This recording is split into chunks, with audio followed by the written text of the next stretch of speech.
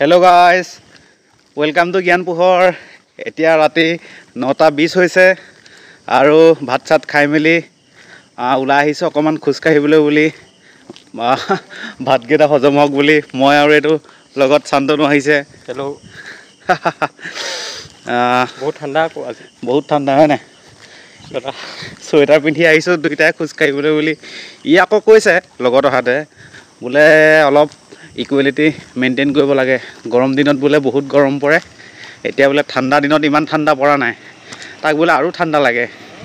তাৰ মন যে গৈছে এই ঠাণ্ডা বহুত আহিলে যে মানুহ যে কঁপি থাকিব লাগে, সেইটো সি গম পোৱা নাই। নাই তাৰ কাৰণে কম্বলৰ ব্যৱস্থা আছে ন। কম্বল তুমি বিচনাতহে, ক'ৰবাততো গ'লে তুমি এতিয়া কম্বল লৈ যাব নোৱাৰা ন।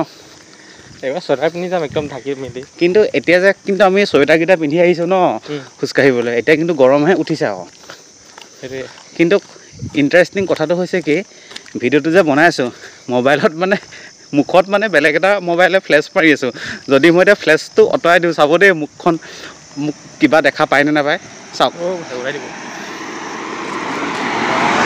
পাইছে জানো কিবা দেখা? একো নাই পোৱা দেখা। এই ফ্লেছ মাৰিলেহে মানে ওলাম মানে, নহ'লে এটা ভূত মানে সম্পূৰ্ণ। আহি থাকোঁতে আমি ৰাস্তাত পাইছোঁ, ইয়াতে এভাগ গণেশ মন্দিৰ আছে ধুনীয়াকৈ। এতিয়া আপোনালোকে চাব পাৰিব একচুৱেল ৰিয়েলিটি হৈছে এইটো। এনেকুৱা আন্ধাৰ মানে, এনেকুৱা আন্ধাৰত আমি দুইটা খোজকাঢ়ি আছোঁ এই ভাত খাই উঠি। বাকী নাই, ভূত নোলায়। বাকী আজিলৈ ইমানেই আৰু। তাৰপিছত মই কোনোবা দিন আকৌ এনেকুৱা এটা ভিডিঅ' লৈ আহিম আপোনালোকৰ ওচৰলৈ। ধন্যবাদ।